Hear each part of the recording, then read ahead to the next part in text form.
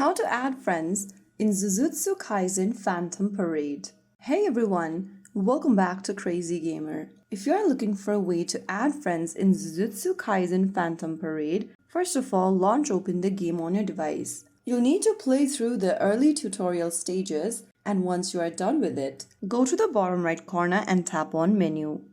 Inside Menu, tap on Friend. Now after you open up this Friends tab, click on Search on the left hand side. Go to the search ID box at the top right and enter your player's ID you want to add. Make sure that you type in the correct ID in the search bar. After typing down the ID, click on Search and the person will be seen in your search result. You can then tap on the Add Friend button right next to their name in order to add them as your friend. After you do that, if they accept your friend request, you'll be able to be friends in Jujutsu Kaisen Phantom Parade.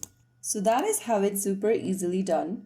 If you found the video helpful, don't forget to like, share and subscribe to our channel. I will see you again in the next video. Thank you for watching.